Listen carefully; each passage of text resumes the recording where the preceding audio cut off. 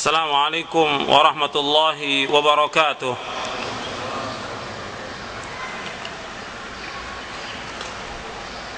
إن الحمد لله نحمده ونستعينه ونستغفره ونعوذ بالله من شرور أنفسنا ومن سيئات أعمالنا. من يهده الله فلا مضل له ومن يضلل فلا هادي له. أشهد أن لا إله إلا الله وحده لا شريك له وأشهد أن محمدا عبده ورسوله. يا أيها الذين آمنوا اتقوا الله حق تقاته ولا تموتن إلا وأنتم مسلمون.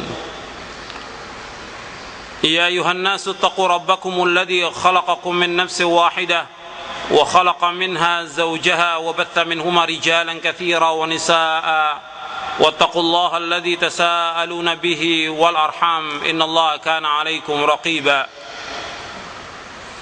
يا أيها الذين آمنوا اتقوا الله وقولوا قولا سديدا يصلح لكم أعمالكم ويغفر لكم ذنوبكم ومن يطع الله ورسوله فقد فاز فوزا عظيما. أما بعد فإن أصدق الحديث كتاب الله وخير الهدي هدي محمد صلى الله عليه وعلى آله وسلم وشر الأمور محدثاتها وكل محدثة بدعة وكل بدعة ضلالة وكل ضلالة في النار. أيها الإخوة أعزكم الله. Kepada hadirin dan hadirat, Bapak, ibu-ibu, ikhwan dan akhwat yang dimuliakan oleh Allah Subhanahu wa taala. Alhamdulillah, kita bersyukur kepada Allah Subhanahu wa taala atas segala nikmat yang Allah karuniakan kepada kita. Nikmat iman, nikmat Islam, nikmat sehat, nikmat afiah, nikmat dijauhkan dari malapetaka, nikmat diberikan waktu yang luang oleh Allah Subhanahu wa taala, nikmat diberikan taufik oleh Allah untuk memanfaatkan waktu yang luang dan kesempatan yang ada untuk talabul ilmi syar'i. Dan kita selalu memohon kepada Allah agar kita diberikan taufik untuk melaksanakan al-amalus saleh, amal-amal yang saleh yang diridhai oleh Allah dan dicintainya. Ayolah ikhwah wal akhwat a'azakumullah. Pada hari ini hari Ahad tanggal 1 Sya'ban 1429 Hijriah atau tanggal 3 Agustus 2008 di Masjid Jakarta Islamic Center Jakarta Utara, kita akan membahas bedah buku Mulia dengan Manhaj Salaf. Artinya buku ini yang kita akan bahas, buku saya Mulia dengan Manhaj Salaf. Kita membahas materi ini yang pertama karena banyak kaum muslimin yang tidak tahu tentang manhaj salaf.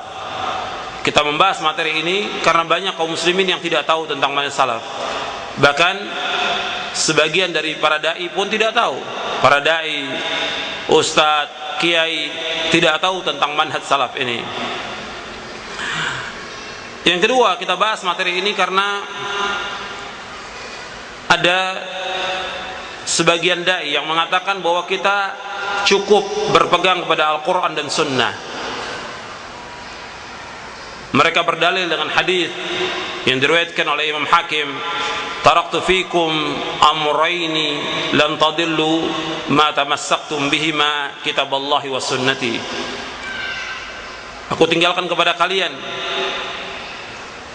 yang apabila kalian berpegang dengan kedua ini, jadi aku tinggalkan bahkan dua perkara yang apabila kalian berpegang dengan dua perkara ini, kalian tidak akan sesat selama-lamanya, yaitu kitabullah dan sunnahku.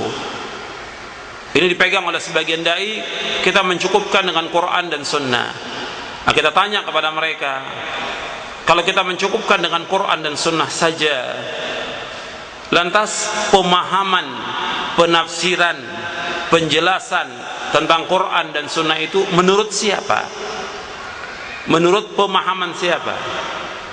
Menurut penjelasan siapa? Kalau mereka mengatakan ya penjelasan para ustadz, para kiai, kalau begitu akan ada ribuan pemahaman. Dan semua dari firqah yang sesat pun mengatakan bahwa mereka berpegang pada Al-Quran dan Sunnah. Maka di sini saya akan menjelaskan di dalam pembahasan kita pada hari ini bahwa tidak cukup orang hanya mengatakan bahwa berpegang kepada Al-Quran dan Sunnah.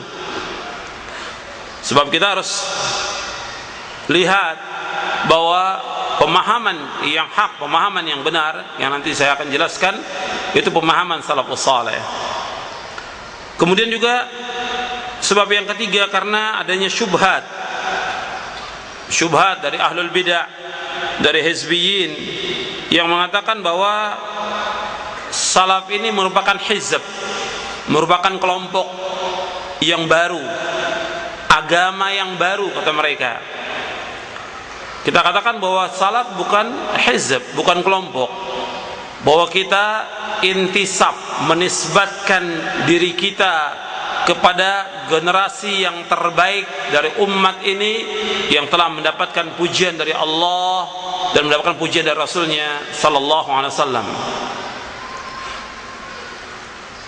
Dan intisab pada salaf merupakan intisab yang mulia, bukan merupakan satu aib, sebagaimana dikatakan oleh Syekhul Islam Ibnu Taimiyah rahimahullah. Dan syubhat ini saya jelaskan di dalam pembahasan tentang bantahan kepada syubhat. Itu saya jelaskan di syubhat yang kedua dan ketiga di halaman 414 dan di halaman 418. Kemudian yang keempat, kita membahas materi ini mulia dengan manhaj salaf karena Allah Subhanahu wa taala dan Rasulnya sallallahu alaihi wasallam memerintahkan kita semua untuk mengikuti manhaj salaf yang mulia ini. Kita bahas karena Allah dan Rasulnya memerintahkan kita untuk mengikuti manhaj yang mulia ini. Kemudian yang kelima, kita bahas materi ini karena Allah Subhanahu wa taala yang maha mulia memfirmankan wahyunya kepada malaikat Jibril yang mulia, kepada Rasulnya yang mulia Muhammad sallallahu alaihi wasallam di dalam kitabnya yang mulia Al-Quranul Karim, agar kita mengikuti manhaj yang mulia ini supaya kita masuk surga. Kalau kita ingin mendapatkan keridhaan dari Allah Subhanahu wa taala dan kita ingin masuk surga, maka kita wajib berpegang dengan manhaj yang mulia ini, yaitu manhaj salaf. Karena kita semua ingin masuk surga, maka kita wajib mengikuti manhaj yang mulia ini. Ikhwan fiddin, a'azakumullah, kepada semua yang hadir, ikhwan dan akhwat, bapak, ibu-ibu, para dai, para ustadz yang mendengarkan langsung atau tidak langsung mendengarkan kajian pada hari ini, saya ingatkan sebelum kita membahas materi ini, ada beberapa kaidah yang harus kita sepakati, yang harus kita pahami dan harus kita yakini. Yang pertama, bahwa Allah Subhanahu wa taala yang maha mulia telah menurunkan Al-Quran yang mulia dengan perantaraan malaikat Jibril yang mulia kepada Rasul yang mulia Muhammad sallallahu alaihi wasallam. Dan kita wajib mengimani Al-Quran yang tidak ada kebatilan padanya dan tidak ada kedustaan dan tidak ada pertentangan. Yang harus kita sepakati bahwa Al-Quran seluruh isinya benar, tidak ada pertentangan sama sekali. Harus kita yakini dulu dan kita sepakati. Kaidah ini harus kita sepakati bahwa seluruh isi Al-Quran semuanya benar, semuanya benar. Sebagaimana Allah berfirman di dalam surah Fussilat ayat 42, la ya'tihi al-batilu min baini yadayhi wala min khalfihi tanzilu min hakimin hamid. Dalam surah Fussilat ayat 42, Al-Quran ini tidak ada kebatilan di hadapannya dan tidak juga di belakangnya. Diturunkan oleh Allah yang maha bijaksana dan maha terpuji. Jadi Al-Quran tidak ada kebatilan di depan maupun di belakang, di awal maupun di akhir. Tidak ada kebatilan sama sekali. Kemudian Nabi sallallahu alaihi wasallam yang menyampaikan wahyu ini tidak berkata dusta dan tidak berkata dari hawa nafsunya, sebagaimana Allah berfirman dalam surah An-Najm, "Wa ma yantiqu 'anil hawa in huwa illa wahyu yuha." Dan beliau tidak berkata dari hawa nafsunya. Itu beliau Rasulullah tidak berkata dari hawa nafsunya, melainkan wahyu yang diwahyukan oleh Allah Subhanahu wa taala. Jadi apa yang disampaikan oleh Nabi adalah wahyu yang wajib kita benarkan. Kemudian juga ayat yang lain dalam surah An-Nisa ayat 82, "Afala yatadabbaruna al-Qur'ana walau kana min 'indi ghairi Allahi lawajadu fi ikhtilafan katsira." Apakah mereka tidak mentadaburkan isi Al-Qur'an? Kalau seandainya Al-Qur'an ini datang dari selain Allah, maka kalian akan mendapati perselisihan yang banyak. Dalam surah An-Nisa ayat 82, karena Al-Quran datang dari Allah, tidak akan ada perselisihan, tidak akan ada pertentangan, tidak ada saling mendustakan, tidak ada, semuanya membenarkan. Tidak ada satupun ayat dalam Al-Quran yang saling bertentangan, tidak ada sama sekali. Ini yang pertama, kaidah yang pertama, bahwa Al-Quran kita wajib mengimani dan tidak ada kebatilan padanya, tidak ada kedustaan dan tidak ada pertentangan. Yang kedua, kaidah yang kedua yang wajib kita fahami, bahwa kita wajib mengimani seluruh isi Al-Quran. Tidak boleh kita mengimani sebagian dan menolak sebagian, tidak boleh. Kita wajib mengimani seluruhnya. Sebab Allah Subhanahu wa ta'ala mengingkari orang-orang yang mereka beriman sebagian kemudian kufur kepada sebagian ayat. Allah berfirman dalam surah Al-Baqarah, surah yang kedua ayat 85. Allah berfirman, "Afatu'minuna bi ba'dil kitabi wa takfuruna bi ba'd? Fama jazaa'u man yaf'alu dzalika minkum illa khizyun fil hayatid dunya wa yaumal qiyamati radduna ila asyadil 'adzab wa ma Allah bighafilin amma ta'malun." Allah berfirman dalam surah Al-Baqarah ayat 85, "Apakah kalian mengimani sebagian kitab dan kufur kepada sebagiannya, dan tidak ada balasan bagi orang yang melakukan demikian di antara kalian melainkan kehinaan di dunia, dan pada hari kiamat akan dikembalikan kepada sepedih-pedih azab, dan Allah tidak lalai dari apa yang kalian kerjakan." Ayat ini asalnya turun kepada ahlul kitab yang mereka beriman sebagian, kufur kepada sebagian, tapi terkena juga kepada seluruh umat. Mereka tidak boleh mengimani sebagian, kufur sebagian. Mereka wajib mengimani seluruh isi Al-Quran, wajib mengimani seluruh isi Al-Quran. Tidak ada satupun ayat yang bertentangan antara satu dengan yang lain. Kita imani semua ayat-ayat Al-Quran tentang apa saja, tentang akidah, tentang ibadah, tentang akhlak, tentang muamalah, tentang tauhid rububiyah, uluhiyah, asma wa sifat dan yang lainnya. Kita wajib mengimani. Tidak ada pertentangan sama sekali dalam Al-Quran. Kemudian yang ketiga, kita wajib membenarkan apa yang dibawa oleh Nabi Muhammad sallallahu alaihi wasallam. Kita wajib membenarkan apa yang dibawa oleh Nabi Muhammad sallallahu alaihi wasallam. Dan dalilnya banyak dalam Al-Qur'an. Allah berfirman dalam surah Az-Zumar surah 39 ayat 33. Allah berfirman, "Walladzi jaa'a bis-sidqi wa saddaqa bihi ulaika humul muttaqun." Dan orang yang membawa kebenaran, yaitu Rasulullah sallallahu alaihi wasallam, wa saddaqa bihi, dan orang-orang Islam membenarkannya, ulaika humul muttaqun, mereka adalah orang-orang yang bertakwa. Orang yang membenarkan apa yang dibawa Nabi, maka dia adalah orang-orang yang bertakwa. Dan kita wajib menerima apa yang datang dari Nabi sallallahu alaihi wasallam, tidak boleh kita menolak. Dan apa yang dilarang kita wajib jauhkan, sebagaimana Allah berfirman dalam surah Al-Hasyr surah 59 ayat 7. Allah berfirman, "Wa ma atakumur rasul fakhudhuhu wa ma nahakum anhu fantahu." Apa saja yang datang kepada kamu dari Rasul kamu ambil, dan yang dilarang kamu tinggalkan. Wattaqullah innallaha syadidul iqab. Bertakwalah kepada Allah, sesungguhnya Allah sangat keras siksanya. Ini yang ketiga, kita wajib benarkan apa yang datang dari Rasulullah sallallahu alaihi wasallam. Kemudian yang keempat, sebagai penegasan dari yang pertama tadi, yang keempat, tidak ada pertentangan antara Al-Quran dengan Al-Quran. Tidak ada pertentangan antara Al-Quran dengan sunnah Nabi sallallahu alaihi wasallam. Dan tidak ada pertentangan antara Al-Quran dan sunnah Nabi dengan akal yang sehat. Tidak bertentangan selama-lamanya. Tidak ada pertentangan antara Al-Quran dengan Al-Quran. Tidak ada pertentangan antara Al-Quran dengan sunnah.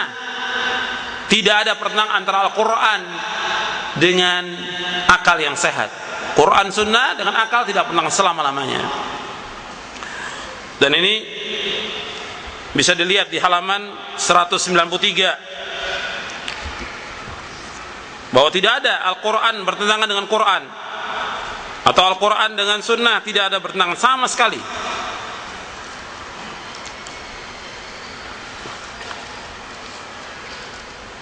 Jadi wajib kita ketahui bahwa semua dalil-dalil syar'i tidak ada satupun yang bertentangan antara satu dengan yang lainnya selama-lamanya.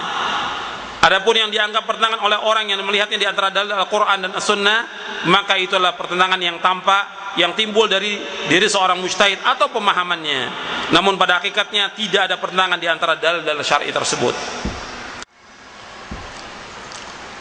Hendaklah diketahui bahwa hukum-hukum Allah dan hukum-hukum Rasulnya tidak bertentangan. Semua berjalan dari satu sumber. Ini perkataan Imam Syafi'i rahimahullah.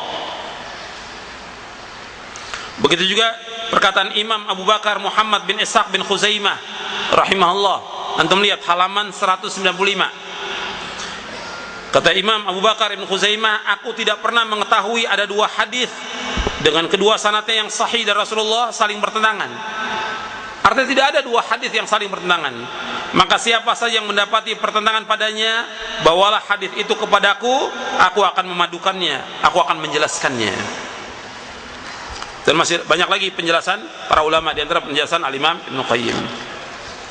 Jadi ikhwani fiddin, azakumullah, kepada seluruh yang hadir, seluruh yang mendengar ceramah ini atau kajian bedah buku ini, dan kepada seluruh dai dan ustadz, saya bawakan kaidah ini supaya kita tidak menolak tentang apa yang akan disampaikan nanti, tentang wajibnya kita mengikuti pemahaman salafus saleh. Karena apa? Karena sebagian orang selalu mengatakan tidak ada dalam ayat Al-Quran yang mengatakan kita wajib mengikuti salaf. Di antara mereka mengatakan ini faham yang baru. Ada yang mengatakan Nabi tidak pernah menyuruh kita untuk mengikuti salaf, kata mereka. Nanti saya akan bawakan dalil-dalilnya dari Quran dan Sunnah yang sahih, dan pemahaman para sahabat, penjelasan juga para ulama, yang kita harus dan kita wajib mengikuti pemahaman salafus saleh. Maka saya jelaskan di sini di kaidah yang pertama, kita wajib membenarkan Al-Quran. Kalau kita membenarkan tentang wajibnya salat, wajibnya puasa, zakat, haji, wajib bertauhid, kenapa kita tidak mewajibkan tentang wajibnya mengikuti pemahaman salaf? Sedangkan nas ayat Al-Quran ada dalam Al-Quran, jelas, sharih, tidak ada kesamaran, jelas nasnya, dan ditafsirkan oleh para ulama mufassirin demikian. Begitu juga dalam sunnah Nabi yang sahih, dalam hadis Nabi dijelaskan tentang wajibnya kita mengikuti pemahaman salaf, jelas nasnya, sahih dan sharih, tidak ada kesamaran. Makanya kaidah ini saya bawakan sebagai muqaddimah supaya orang mengatakan bahwa ini nggak ada pertentangan. Dan tidak boleh mengatakan baru kita tahu, ini ada masalah, kita baru tahu. Tapi kita wajib mengikuti kebenaran.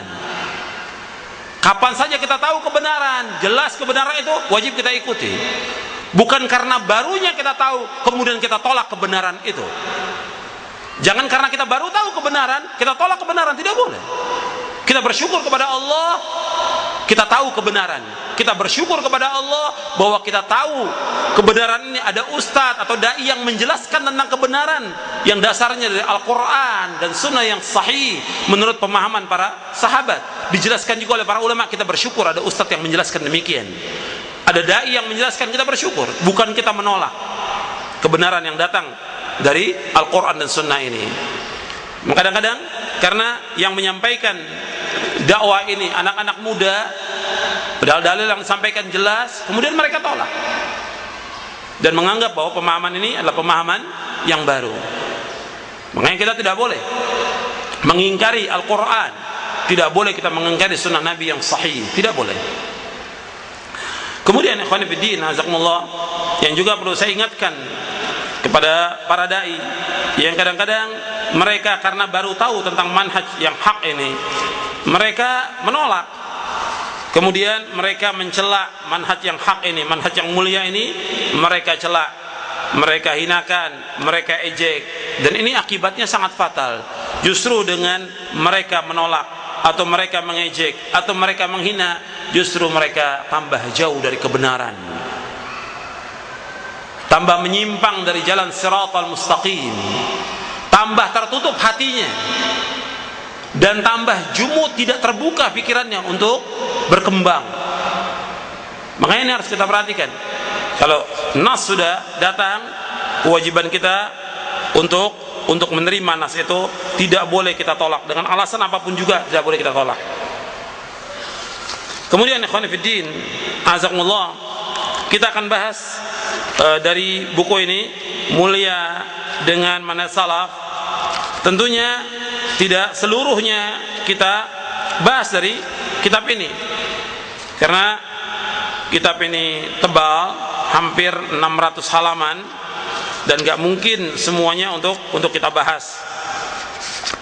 Karena itu ikhwan fillah azakumullah, kita akan bahas beberapa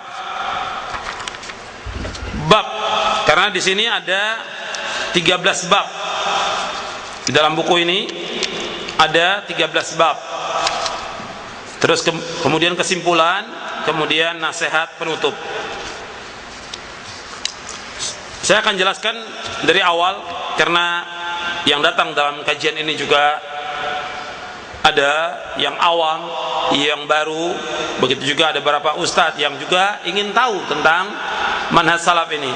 Maka saya bahas dari yang pertama, tentang definisi salaf atau makna salafiyah. Antum lihat di halaman 18.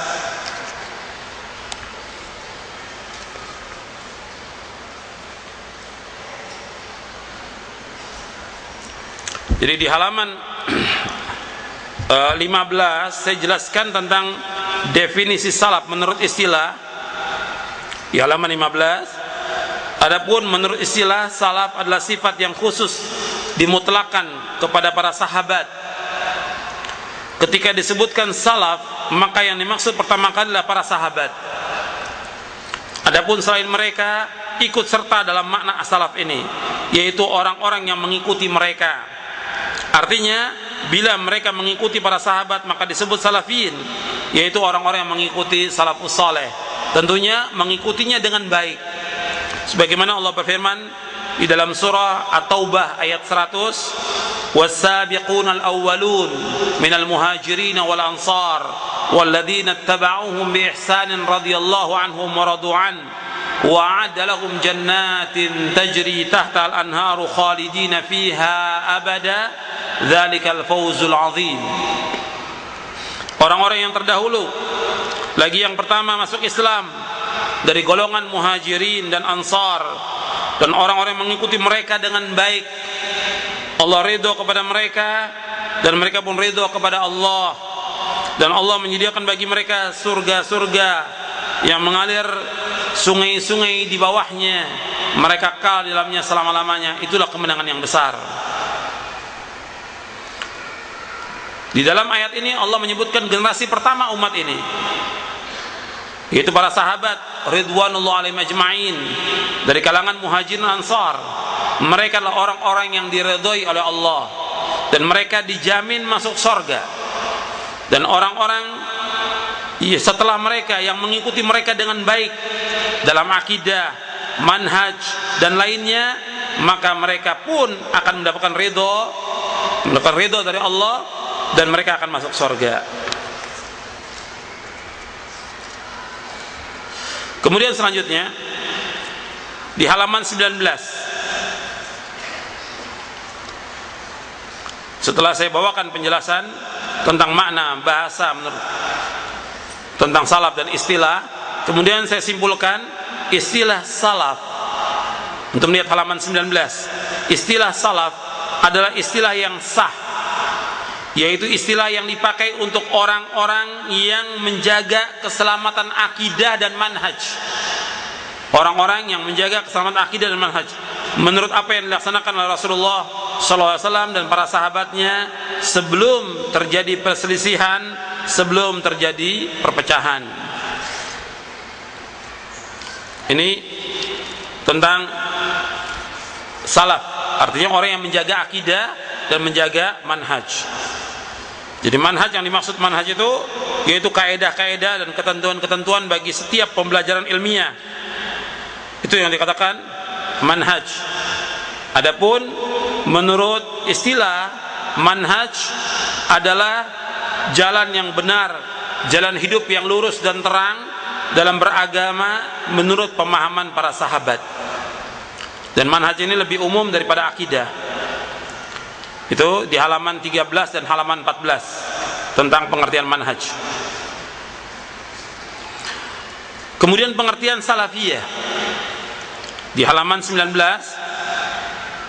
Adapun salafiyah maka itu adalah nisbat kepada manhaj salaf, dan adalah penisbatan yang baik kepada manhaj yang benar dan bukan bid'ah. Artinya bukan bid'ah dan bukan mazhab yang baru. Syekhul Islam Ibnu Taimiyah rahimahullah yang wafat tahun 728 Hijriah, beliau berkata, la aiba ala man azhara madhhab as-salaf wa intasaba ilaihi wa i'tazza ilaihi, bal yajibu qabulu dhalika minhu bil ittifaq, fa inna madhhab as-salaf la yakunu illa haqqan. Bukanlah merupakan aib bagi orang yang menampakkan mazhab salaf dan menisbatkan dirinya kepadanya, bahkan wajib menerima yang demikian darinya berdasarkan kesepakatan para ulama, karena mazhab salaf tidak lain kecuali kebenaran. Ini beliau sebutkan dalam Majmu' Fatawa Syekhul Islam Ibnu Taimiyah di juz yang keempat. Kemudian di dalam Majmu' Fatawa di juz yang keempat juga beliau mengatakan, telah diketahui bahwa karakter ahlul ahwa, pengekor hawa nafsu, meninggalkan atau tidak mengikuti generasi salaf. Jadi kebiasaan dari ahlul bidah, mereka nggak mau intisab kepada salaf, tidak mau menisbatkan dirinya kepada salaf. Itu secara umum dari ahlul bidah. Jadi istilah salaf bukan istilah yang baru. Istilah ini sudah digunakan sejak zaman Nabi Sallallahu Alaihi Wasallam. Dan salaf tidaklah menunjukkan kepada satu golongan, tetapi menunjuk kepada orang-orang yang berpegang pada Al-Quran Sunnah menurut pemahaman yang benar. Karena umat ini sudah berpecah belah, dan yang selamat pemahamannya itu hanya satu. Itu Rasulullah bersabda, ala inna man qablakum min ahlil kitabi iftaraqu ala thintaini wa sab'ina millah wa inna hadhil millah sataftariqu ala 73 thintani wa sab'una fin nar wa wahidatun fil jannah wa hiyal jamaah. Ketahuilah, sesungguhnya orang-orang sebelum kalian dari kalangan ahlul kitab telah berpecah belah menjadi 72 golongan. Sesungguhnya umat Islam akan berpecah belah menjadi 73 golongan. 72 golongan tempatnya dalam neraka, dan hanya satu golongan di dalam sorga, yaitu al-jamaah. Hadis ini sahih riwayat Abu Daud, Ahmad, Al-Hakim, Ad-Darimi, Al-Ajuri dalam kitabnya Syariah, Al-Lalika'i dalam kitab Syarah Usul I'tiqad Ahli Sunnah wal Jamaah. Disahihkan oleh Imam Al-Hakim, disepakati oleh Imam Adz-Dzahabi, dan juga disahihkan oleh para ulama yang lainnya. Dalam riwayat yang lain, ketika Nabi menyebutkan bahwa semuanya masuk neraka dari 73, Nabi menunjukkan satu yang masuk surga. Kulluhum finnari illa millatan wahidatan ma ana alaihi wa ashabi.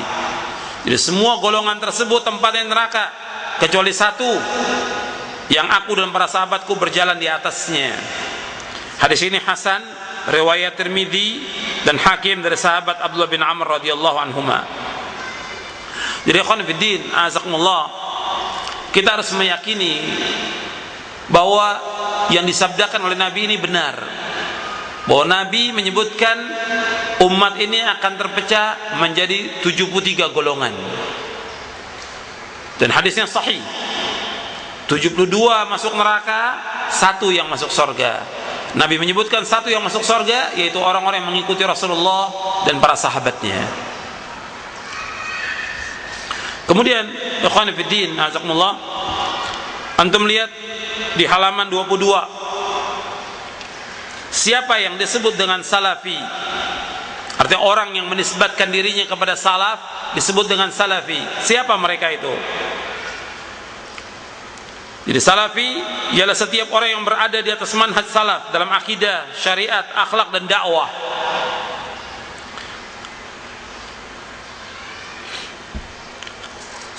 Imam Adz-Dzahabi menyebutkan tentang Imam Ad-Daraqutni bahwa Imam Daraqutni adalah imam ahlul hadis yang ahli, yang tahu tentang illat, penyakit-penyakit hadis, dan orang yang sangat benci kepada ilmu kalam.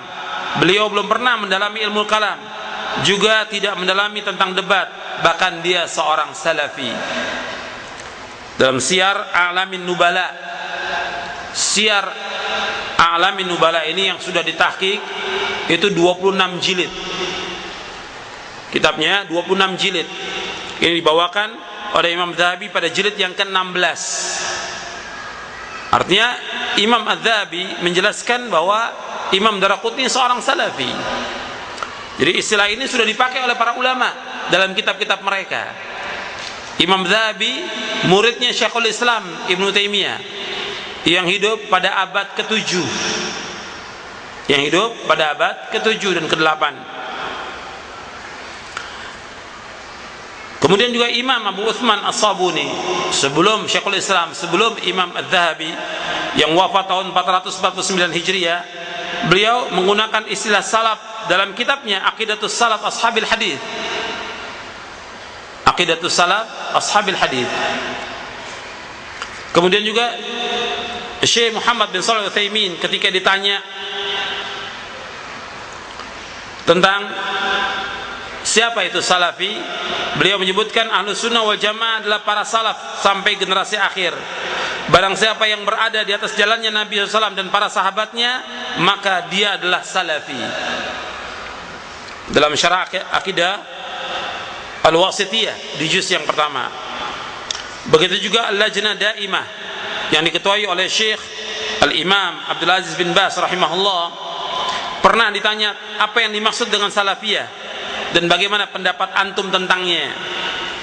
Maka Lajnah menjawab, as-salafiyah adalah penisbatan kepada salaf. Sedangkan salaf adalah para sahabat Rasulullah sallallahu alaihi wasallam dan para imam pembawa petunjuk pada masa 3 kurun pertama. Semoga Allah meridhai mereka, yang disaksikan dengan kebaikan oleh Rasulullah sallallahu alaihi wasallam. Nabi bersabda, khairun nasi qarni, thumma alladhina yalunahum, thumma alladhina yalunahum, thumma yaji'u qaumun tasbiqu syahadatu ahdim yaminahu wa yaminuhu syahadatahu. Sebaik-baik manusia adalah pada masaku, itu masa sahabat, kemudian yang sesudahnya, kemudian yang sesudahnya.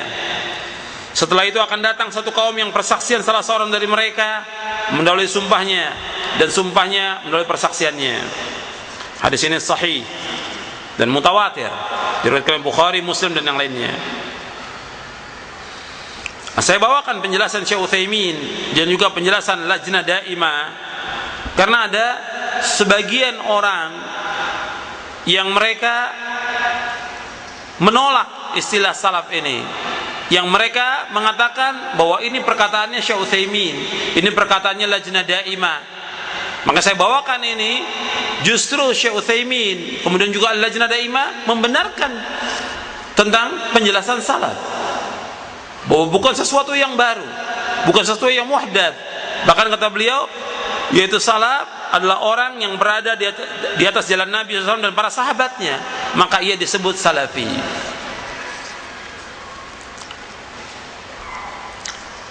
Salafiyun adalah bentuk jamak dari salafi, sebuah nisbat kepada salaf.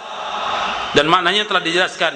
Artinya mereka adalah orang-orang yang berjalan di atas manhaj salaf dalam mengikuti Al-Quran dan As-Sunnah, mendakwakan keduanya dan mengamalkan keduanya.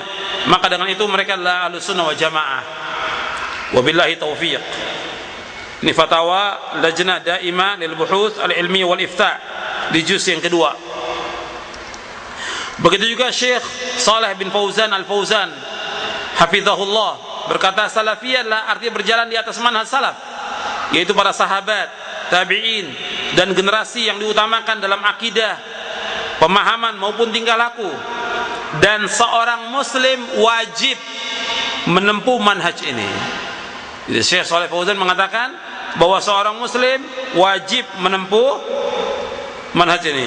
Kemudian beliau bawakan dalil dari Quran dan kemudian dari hadis Nabi sallallahu alaihi wasallam. Beliau jawab pertanyaan ini dalam kitabnya Al-Ajwibah Al-Mufidah an Asilatil Manahij Al-Jadidah. Jadi beliau menjelaskan tentang manhaj salaf. Kemudian ikhwan fiddin a'azakumullah, bahwa istilah salafi atau salaf dan ahlu sunnah ini merupakan nama dari nama-nama ahlu sunnah. Jadi bisa disebutkan dengan salaf, bisa juga disebutkan dengan ahlu sunnah. Cuma antum perhatikan, banyak sekarang ini orang-orang yang menisbatkan dirinya kepada ahlu sunnah. Banyak menisbatkan dirinya kepada ahlu sunnah, tapi mereka sudah keluar dari ahlu sunnah, dari pemahaman ahlu sunnah. Antum lihat di halaman 26 penjelasan Syekh Ali Hasan Ali Abdul Hamid hafizahullah. Antum lihat halaman 26. Adapun saat ini istilah ahlus sunnah wal jamaah menjadi rebutan berbagai pihak dan jamaah-jamaah, kelompok-kelompok yang sangat banyak, sehingga kita dapat menyaksikan sendiri banyak dari kalangan hizbiyin mensifatkan jamaah dan undang-undang mereka dengan istilah ini. Demikian pula dengan tarekat-tarekat sufiyah melakukan hal yang sama. Bahkan Al-Asy'ariyah, Al-Maturidiyah, Berlawiyah dan selain mereka mengatakan kami adalah Ahlus Sunnah wal Jamaah. Jadi banyak orang-orang yang mengajak orang menyembah kubur, mengajak orang kepada syirik, mereka juga mengatakan dirinya mereka dengan Ahlus Sunnah wal Jamaah. Padahal mereka adalah bukan Ahlus Sunnah. Karena mereka mengajak orang bukan kepada sunnah, mengajak orang kepada bid'ah, dan mereka mengajak orang kepada syirik. Jadi bukan Ahlus Sunnah wal Jamaah, tapi Ahlus Syirik wal Bid'ah. Kemudian antum lihat di halaman 27. Karena itu salah satu syiar Ahlus Sunnah wal Jamaah ialah mengikuti salafus saleh dan meninggalkan segala perkara yang bid'ah dan diadakan dalam agama. Ini disebutkan di dalam kitab Al-Hujjah fi Bayanil Mahajjah karya Imam Abul Qasim Al-Asbahani rahimahullah yang wafat tahun 535 Hijriah. Jadi syiar Ahlussunnah itu mengikuti salafus saleh. Jadi kalau mereka mengatakan dirinya Ahlussunnah, mereka wajib mengikuti salafus saleh. Jadi kita memakai istilah salaf bukan istilah yang baru, karena para ulama menggunakan. Dan kita juga menggunakan istilah Ahlus Sunnah. Cuma sekarang banyak orang yang hanya menggunakan Ahlus Sunnah saja, tidak mau menggunakan istilah salaf. Karena Ahlus Sunnah ini digunakan juga oleh firqah-firqah yang sesat. Tapi ketika disebutkan salafi, mereka tidak mau. Karena intisab Ahlus Sunnah pada hakikatnya kepada salaf. Jadi pembeda antara pengakuan orang-orang yang mengatakan dirinya Ahlus Sunnah dengan salafiyah, yaitu jalannya salafus saleh ini jalan yang jelas, akidahnya jelas, manhajnya jelas, dan dalil yang mereka ikuti juga jelas, rujukan mereka jelas, tidak seperti ahlul bidah dan juga para hizbiyin. Bab yang kedua kita nggak bahas karena ini nama-nama dari salaf atau salafiyah, nanti bisa antum lihat tentang al-jamaah, al-sunnah wal jamaah, al-hadith, al-athar, jamaatul muslimin, kemudian al-firqatun najiyah, At-Taifah Al-Mansurah, Ahlul Ittiba, kemudian Al-Ghuraba. Kita masuk pada bab yang ketiga. Untuk melihat di halaman 41 tentang keutamaan salafus saleh. Di halaman 41 tentang keutamaan salafus saleh. Ini pun tidak seluruhnya, tapi saya mau tekankan bahwa yang dikatakan sahabat, karena salaf ini nisbat kepada sahabat pertama kali, kemudian baru sesudah itu kepada tabi'in dan tabi'ut tabi'in. Siapa yang dimaksud dengan sahabat itu siapa? Antum lihat penjelasan Al-Hafidz Ibnu Hajar Al-Asqalani rahimahullah, beliau berkata, pendapat yang paling benar yang aku pegang ialah bahwa sahabat adalah orang yang pernah bertemu dengan Nabi sallallahu alaihi wasallam dalam keadaan beriman kepada beliau sallallahu alaihi wasallam dan meninggal di atas Islam.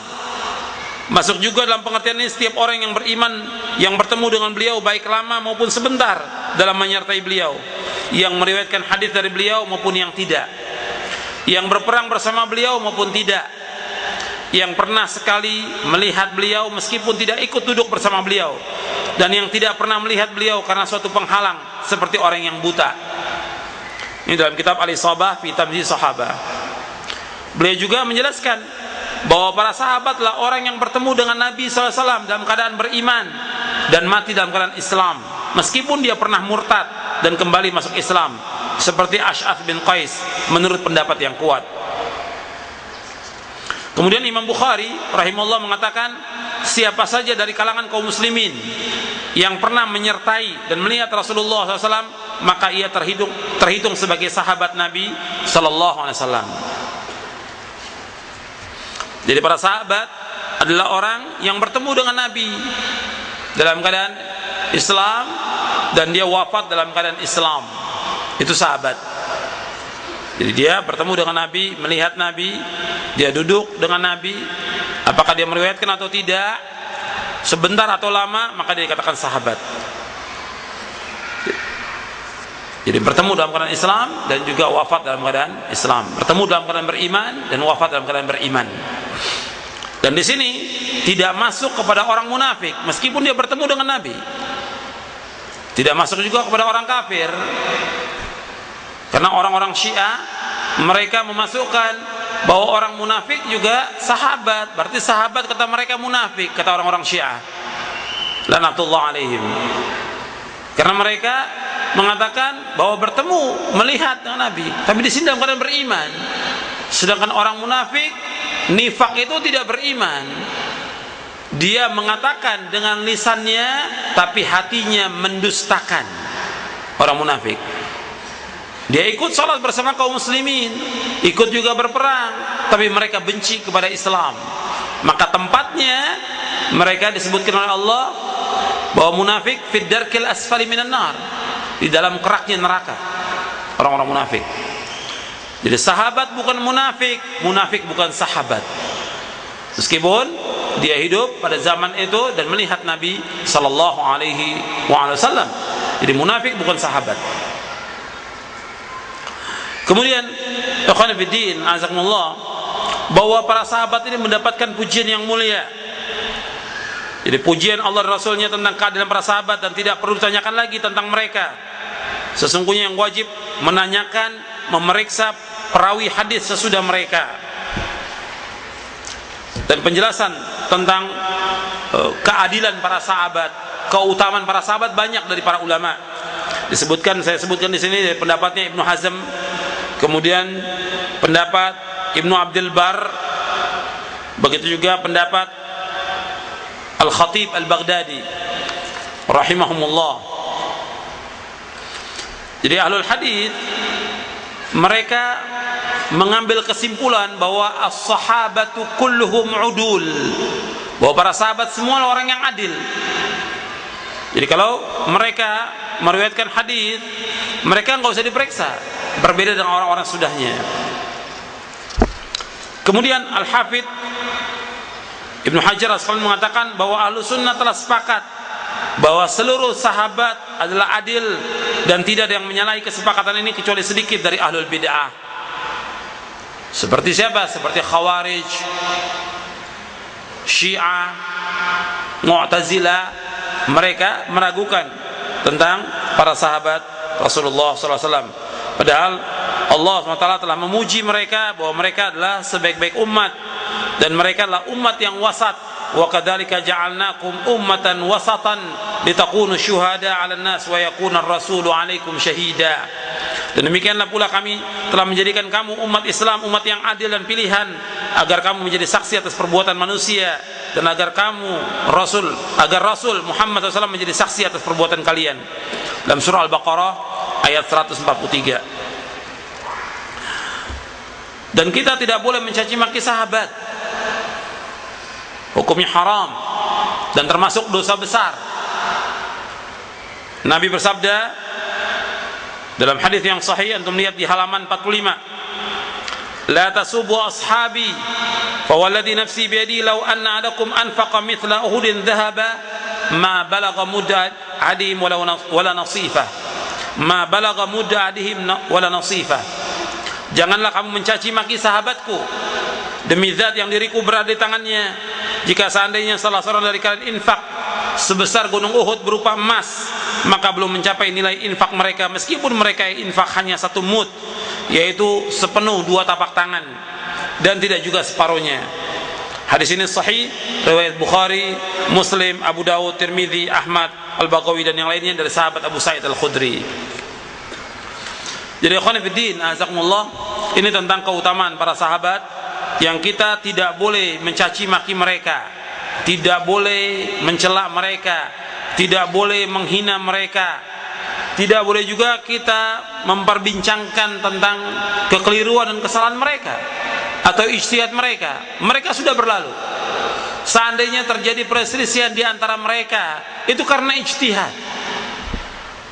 Seperti yang terjadi dalam perang Jamal dan perang Siffin, berperangnya Aisyah dengan Ali bin Abi Thalib, begitu juga Ali dengan Muawiyah radhiyallahu anhum ajma'in. Ini sudah berlalu, dan itu pun karena ijtihad. Karena ijtihad. Kalau ijtihadnya mereka benar dapat 2 ganjaran, kalau salah dapat 1 ganjaran. Mereka mujtahidun. Dan riwayat-riwayat yang menyebutkan tentang berbagai macam riwayat tentang mereka, itu sebagian besar riwayatnya dusta, kata Syekhul Islam Ibnu Taimiyah. Dan saya jelaskan duduk persoalannya di dalam buku ini dari mulai halaman 47 sampai halaman 54. Dari mulai halaman 47 sampai halaman 54 saya jelaskan tentang wajibnya kita menghormati para sahabat. Dan ingat bahwa mereka sudah berlalu. Bagi mereka apa yang mereka amalkan, dan bagi kita apa yang kita amalkan. Kita tidak akan ditanya tentang mereka. Kita tidak akan ditanya tentang mereka. Maka kita wajib untuk menghormati mereka, mencintai mereka, karena cinta kepada para sahabat termasuk iman, dan membenci kepada mereka termasuk nifaq. Mencintai sahabat adalah wajib dan termasuk iman, dan membenci mereka termasuk kemunafikan. Dan disebutkan oleh para ulama Ahlus Sunnah dalam kitab-kitab akidah. Dan kita memohonkan ampun untuk mereka, memohonkan ampun untuk mereka. Walladzina ja'u min ba'dihim yaquluna rabbana ighfir lana wa li ikhwanina alladzina sabaquna bil iman wa la taj'al fi qulubina ghillal ladzina amanu rabbana innaka ra'ufur rahim. Dan orang-orang yang datang sesudah mereka, sesudah Muhajirin dan Ansar, mereka berdoa, wahai Rabb kami, ampunilah kami dan saudara-saudara kami yang telah beriman lebih dulu daripada kami, dan janganlah Engkau membiarkan kedengkian dalam hati kami terhadap orang-orang yang beriman. Wahai Rabb kami, sungguhnya Engkau Maha Penyantun lagi Maha Penyayang. Dalam surah Al-Hasyr ayat 10. Dan apabila disebut nama sahabat, perselisihan mereka kita diam. Wa idza dzukira ashabi famsiku. Apabila disebut tentang perselisihan sahabat, kamu diam. Kalau disebutkan tentang keutamaannya, kita sebutkan keutamaan sahabat, dan disebutkan oleh para imam ahli hadis dalam kitab-kitabnya. Manaqib Abu Bakar, manaqib Umar, manaqib Utsman, manaqib Ali. Artinya manaqib keutamaan mereka, tentang perjalanan hidup mereka yang baik. Disebutkan manaqib, kitab manaqib dalam kitab Sahih Bukhari, Muslim, dan yang lainnya. Kalau untuk kebaikan kita sebutkan, tapi ketika disebutkan terjadinya perselisihan, pertentangan, kita diam. Tilka ummatun qad khalat laha ma kasabat wa lakum ma kasabtum wa la tusaluna amma kanu ya'malun. Kalian tidak akan ditanya tentang apa yang mereka kerjakan. Kita akan ditanya tentang apa yang kita kerjakan. Maka kita wajib memuliakan mereka dan tidak boleh mencela mereka dan tidak boleh menghinakan mereka. Kedudukan sahabat sesaat bersama Nabi lebih baik daripada ibadah kita selama 40 tahun. Antum lihat di halaman 52. Perkataan Abdullah bin Umar, la tasubu ashaba Muhammadin SAW fala maqamu ahadim sa'atan khairun min amali ahadikum arba'ina sanah. Jangan kalian mencaci maki para sahabat. Sungguh berdiri mereka sesaat bersama Nabi SAW lebih baik daripada ibadah seorang dari kalian selama 40 tahun. Riwayat ini sahih, diriwayatkan oleh Imam Ahmad dalam kitabnya Fadailus Sahabah dan Ibnu Abi Asim dalam kitabnya As-Sunnah. Sekarang kita masuk bab yang keempat.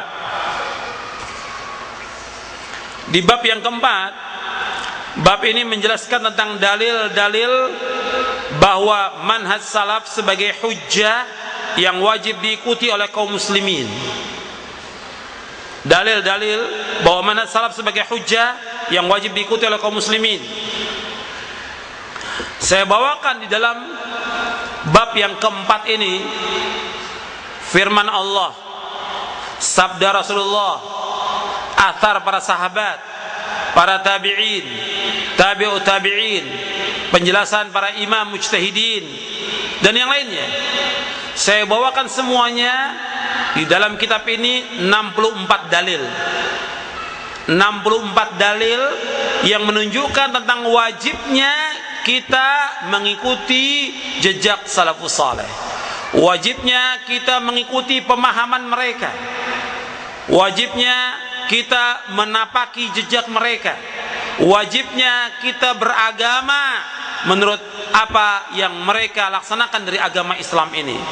Karena mereka adalah orang-orang yang dipuji oleh Allah dan oleh Rasulnya sallallahu alaihi wasallam. Saya tidak akan bawakan semua. Saya akan bawakan 6 atau 7 dalil dari firman Allah, kemudian sabda Nabi, kemudian penjelasan para ulama. Jadi tidak semuanya, semua dalil dibacakan, beberapa dalil aja yang penting, sebab dalil ini tetap harus dibacakan meskipun hanya beberapa dalil harus dibacakan agar kaum muslimin faham, terutama juga para dai, para ustadz, kiai, supaya mereka juga mendengar bahwa ini dalil dari Quran yang jelas dan benar, yang tidak boleh kita tolak. Bahwa ayat ini menjelaskan tentang wajibnya kita mengikuti salafus saleh. Sebagaimana tadi sudah dijelaskan di awal, di muqaddimah, ada sebagian dai atau ustadz atau kiai menolak tentang pemahaman salaf, bahkan mereka menganggap satu mazhab yang baru, satu kelompok yang baru, karena kata mereka tidak ada dalam Al-Quran yang menjelaskan tentang wajibnya mengikuti pemahaman salaf. Saya jelaskan di sini 64 dalil. Makanya diantaranya yang pertama saya jelaskan,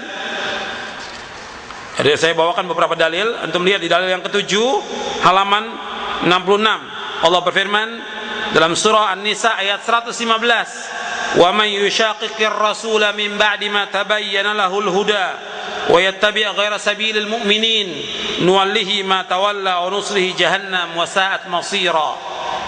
Dan barang siapa yang menentang Rasul sesudah jelas kebenaran baginya dan mengikuti jalan yang bukan jalan orang-orang mukmin, kami biarkan ia leluasa terhadap kesesatan yang telah dikuasainya itu, dan kami masukkan ia ke dalam jahanam, dan jahanam itu seburuk-buruk tempat kembali.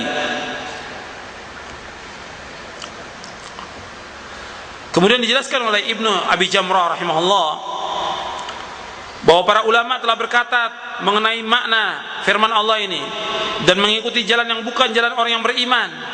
Yang dimaksud dengan orang yang beriman yaitu jalannya para sahabat generasi yang pertama, karena mereka adalah orang-orang yang mengambil khitab wahyu langsung melalui diri mereka, dan mereka mengobati muskilah yang terjadi di dalam diri mereka dengan bertanya kepada Rasulullah dengan baik.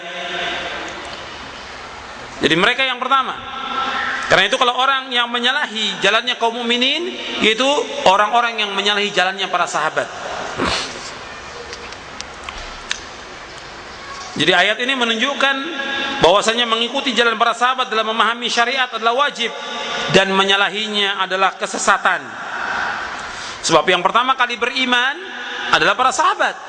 Yang pertama kali beriman kepada Rasulullah sallallahu alaihi wasallam adalah para sahabat. Jadi kalau disebutkan di sini wa yattabi' ghaira sabilil mu'minin, dan mengikuti jalan selain jalan kaum mukminin, yaitu mengikuti jalan selain jalan para sahabat. Karena yang pertama kali beriman para sahabat. Jadi orang yang tidak mengikuti jalannya para sahabat, Allah mengatakan nuwallihi ma tawalla, kami biarkan dia sesat, wa nuslihi jahannam, dan kami akan masukkan dia ke neraka jahannam. Kemudian dijelaskan oleh Syekhul Islam, antum lihat halaman 68. Kata Syekhul Islam Ibnu Taimiyah rahimahullah, sungguh Allah Ta'ala telah mempersaksikan para sahabat Nabi-Nya sallallahu alaihi wasallam dan orang-orang yang mengikuti mereka dengan baik dengan keimanan.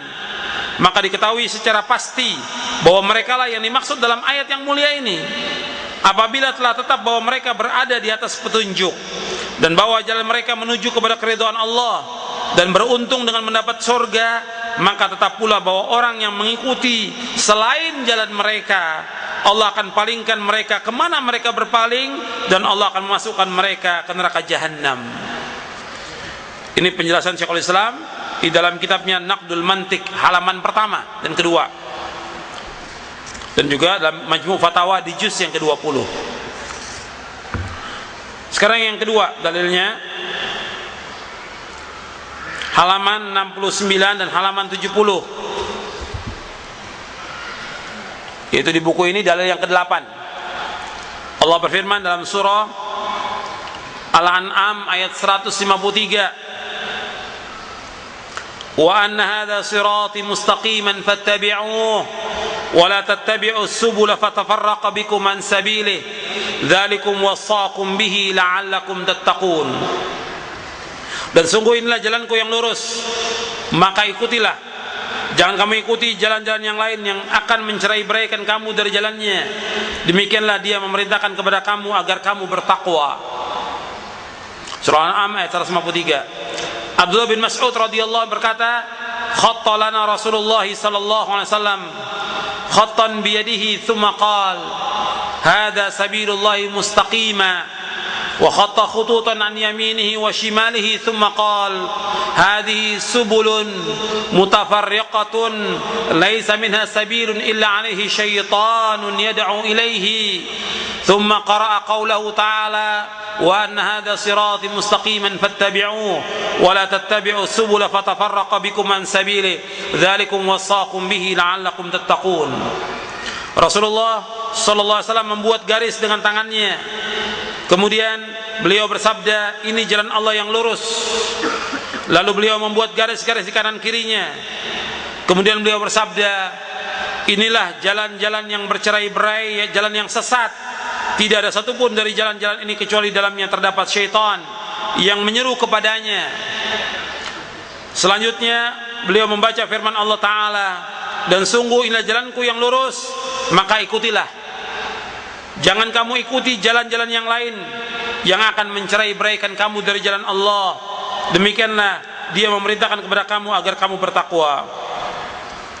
Riwayat Ibnu Mas'ud ini sahih, diriwayatkan oleh Imam Ahmad, Ad-Darimi, Al-Hakim, Al-Baghawi dalam kitabnya Syarh Sunnah, dihasankan oleh Syekh Al-Albani dalam kitabnya Dhilalul Jannah fi Takhrij Sunnah di Ibnu Abi Asim, dan juga di sini dimuat dalam tafsir An-Nasa'i.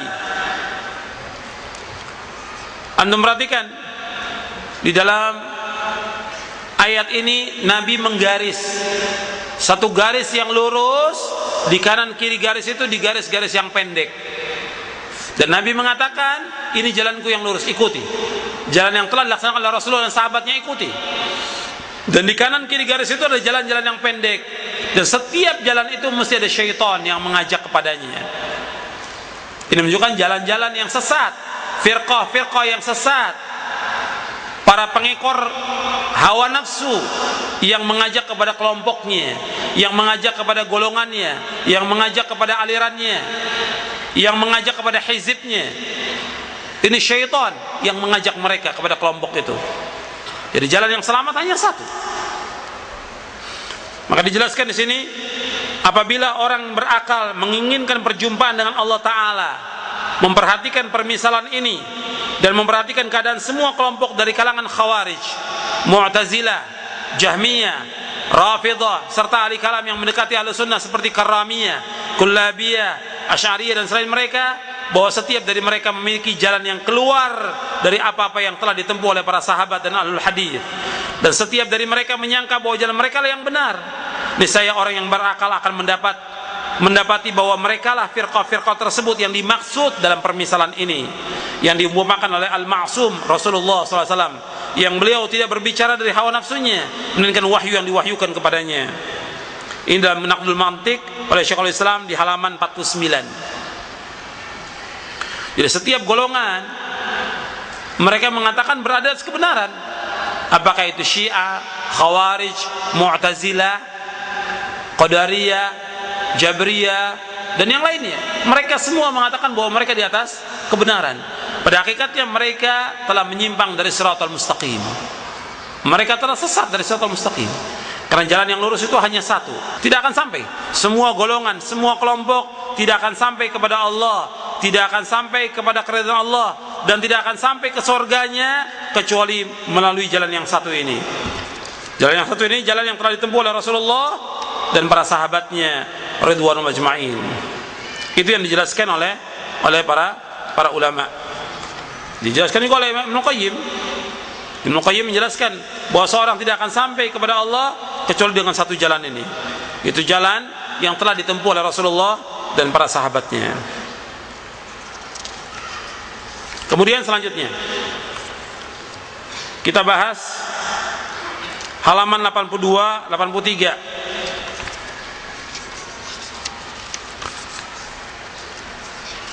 Di sini dalil yang ke-16.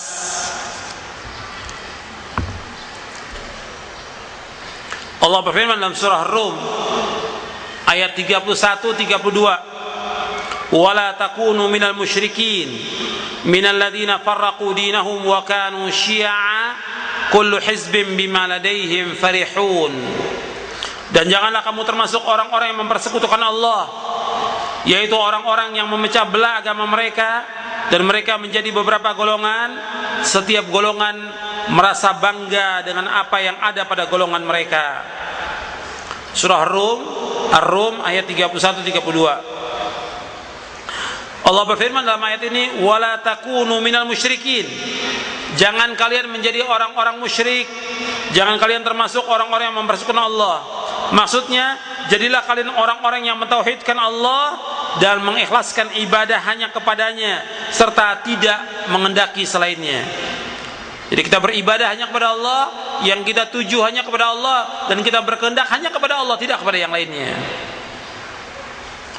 Kemudian minal ladzina farraqu dinahum wa kanu syi'a kullu hizbin bima ladaihim farihun, yaitu orang-orang yang memecah belah agama mereka dan mereka menjadi beberapa golongan. Setiap golongan merasa bangga dengan apa yang ada pada golongan mereka. Maksudnya, janganlah kalian menjadi seperti orang-orang musyrik yang memecah belah agama mereka, yaitu dengan mengganti dan mengubahnya serta mengimani sebagiannya dan mengingkari sebagian lainnya. Ini orang-orang musyrik. Dijelaskan oleh Al-Hafidz Ibnu Katsir dalam tafsirnya, antum lihat di halaman 83.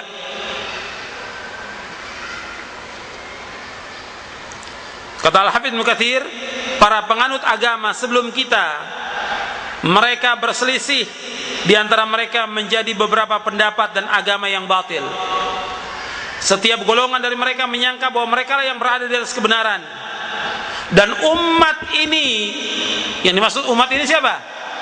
Umat Islam. Perhatikan perkataan Ibnu Katsir. Dan umat ini, umat Islam pun berselisih di antara mereka. Semuanya sesat kecuali satu golongan. Mereka adalah Ahlus Sunnah wal Jamaah, yaitu orang-orang yang berpegang teguh dengan kitabullah dan sunnah Rasulullah sallallahu alaihi wasallam serta manhaj generasi awal dari kalangan para sahabat dan tabi'in dan para imam kaum muslimin dari dulu hingga sekarang, sebagaimana yang diriwayatkan oleh Imam Hakim dalam kitabnya Al-Mustadrak bahwasanya beliau sallallahu alaihi wasallam ditanya tentang firqatun najiyah, golongan yang selamat di antara mereka, maka beliau menjawab, yaitu apa yang aku dan para sahabatku berjalan di atasnya saat ini. Dalam tafsir Ibnu Katsir di juz yang ke-6. Jadi anda perhatikan di sini Al-Hafidz Ibnu Katsir menjelaskan tentang ayat ini bahwa umat Islam berselisih, berpecah belah, semuanya sesat. Semuanya sesat kecuali satu. Siapa satu yang selamat itu? Yaitu orang yang berpegang teguh dengan kitabullah dan sunnah Rasulullah sallallahu alaihi wa ala alihi wasallam. Antum perhatikan, di antara para dai, para ustaz, para kiai, mereka punya tafsir Ibnu Katsir. Coba dilihat tentang tafsir ayat ini. Jelas Ibnu Katsir menjelaskan dalam ayat ini, tentang ayat ini, bahwa umat ini berpecah belah dan semuanya sesat kecuali satu, yaitu orang-orang mengikuti Rasulullah dan para sahabatnya. Dan kita dilarang menjadi seperti golongan yang sesat. Kita dilarang menjadi kaum musyrikin, seperti kaum musyrikin yang mereka berpecah belah dengan golongan, bergolong-golongan, dan setiap golongan bangga dengan golongannya. Selanjutnya kita bahas ayat yang lain. Antum lihat halaman 94, 95.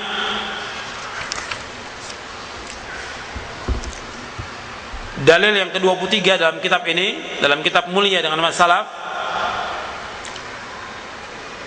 Antum lihat halaman 94, surah Al-Jum'ah ayat 2. Allah berfirman dalam surah Al-Jum'ah, huwallazi ba'atha fil ummiyina rasulan minhum yatlu alaihim ayatihi wa yuzakkihim wa yu'allimuhumul kitaba wal hikmah wa in kanu min qablu lafi dhalalin mubin. Dialah Allah yang telah mengutus kepada kaum yang buta huruf, kaum yang ummi, seorang rasul di antara mereka yang membacakan ayat-ayatnya kepada mereka, mensucikan mereka dan mengajarkan mereka kitab dan hikmah, yaitu as-sunnah. Dan sesungguhnya mereka sebelumnya benar-benar dalam kesesatan yang nyata. Surah Al-Jum'ah ayat 2. Antum lihat penjelasan ayat ini. Rasulullah SAW diutus untuk mendidik dan mengajarkan Al-Quran dan As-Sunnah kepada umat ini. Dan hal ini termasuk sebesar-besar tujuan dari kerasulan dan kenabian. Dan Rasulullah SAW mengajarkan kepada para sahabat. Adapun orang-orang setelah mereka mendapatkan ilmu dari jalannya para sahabat. Cukuplah Nabi SAW mengajarkan Al-Quran dengan nas dan maknanya, kaidah dan ketentuannya, sebagaimana beliau mengajarkan as-sunnah kepada mereka dengan sebaik-baik pengajaran. Dan tidak ada seorang pun yang ikut serta dalam menimba ilmu bersama Rasulullah SAW. Maka tidak ada seorang pun yang menyamai para sahabat dalam ilmu dan pemahamannya. Orang yang belajar berhadapan langsung dengan beliau tidak sama seperti orang yang belajar dari selain beliau. Sebab tidak ada seorang pun yang menyamai Rasulullah SAW dalam menjelaskan dan mengajarkan Islam. Sesungguhnya orang-orang yang paling utama untuk kita ikuti adalah orang-orang yang paling sempurna ilmu dan pemahamannya. Sesungguhnya para sahabat adalah orang yang paling sempurna ilmu dan pemahamannya. Maka wajib bagi kita mengikuti dan mengutamakan mereka ketika terjadi perpecahan, perbedaan pendapat dan perbedaan hukum. Ini saya nukil dari kitab Al-Bayyinatus Salafiyah anna aqwala sahabah hujjatun syar'iyyah, dan juga dari kitab Basair Dzawi Syaraf bi syarah Marwiyati Manhajis Salaf. Anda perhatikan di sini bahwa Nabi SAW diutus oleh Allah membacakan Al-Quran dan juga mengajarkan Al-Hikmah, yaitu As-Sunnah. Dan yang pertama kali diajarkan para sahabat, tidak ada orang lain, tidak ada tabi'in, tidak ada tabi'ut tabi'in, tidak ada a'immatul mujtahid, tidak ada. Yang ada pada zaman itu sahabat yang bertemu dengan Nabi dalam keadaan beriman dan wafat dalam keadaan beriman. Nabi mengajarkan Islam ini kepada sahabat. Guru yaitu Nabi SAW di muka bumi nggak ada orang menyamai Rasulullah, tidak ada. Di muka bumi ini nggak ada orang yang sama dengan Rasulullah. Rasulullah adalah orang yang paling baik, seutama-utama makhluk, Sayyidul Anbiya war Rasul, Sayyidul Khalqi ajma'in. Rasulullah penghulunya para nabi dan rasul dan sebaik-baik makhluk Rasulullah SAW. Beliau adalah orang yang paling baik dalam mengajarkan Islam ini. Tidak ada di muka bumi sebaik Rasulullah SAW dalam mengajarkan Al-Quran dan Sunnah. Karena itu orang yang diajarkan jelas adalah orang yang paling baik, yang paling faham tentang Al-Quran dan Sunnah daripada yang lainnya yang ada di muka bumi ini. Sesudah para sahabat, yang paling paham tentang Quran dan Sunnah para sahabat, karena mereka menimba langsung dari Rasulullah. Makanya orang yang paling dalam ilmunya tentang Quran dan Sunnah para sahabat. Orang yang paling paham tentang Quran dan Sunnah para sahabat. Orang yang paling baik kata Rasulullah para sahabat. Dan orang yang mengamalkan Islam ini itu para sahabat. Yang pertama kali mendakwakan Islam itu para sahabat. Maka itu kita wajib mengikuti para sahabat, karena mereka yang paling paham tentang Al-Quran dan Sunnah. Jadi kita wajib mengikuti pemahaman mereka. Jadi orang yang paling utama adalah orang yang paling sempurna ilmu dan pemahamannya, dan para sahabat adalah orang yang paling sempurna ilmu dan pemahamannya, ridwanullah ajma'in. Ini dalil yang menunjukkan tentang wajibnya kita mengikuti pemahaman para sahabat. Kemudian selanjutnya antum lihat di halaman 96, hadis Irbad bin Sariyah.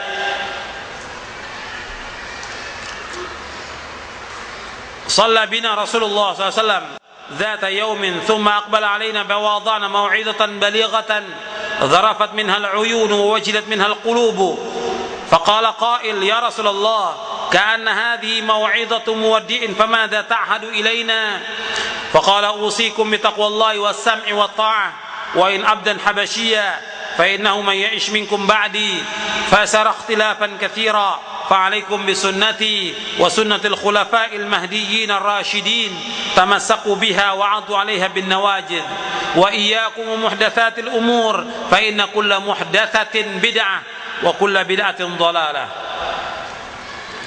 Kata Irbad bin Sariyah radhiyallahu an, ia berkata, suatu hari Rasulullah SAW pernah salat bersama kami, kemudian beliau menghadap kepada kami dan memberikan nasihat kepada kami dengan nasihat yang menjadikan air mata kami berlinang dan membuat hati kami menjadi takut.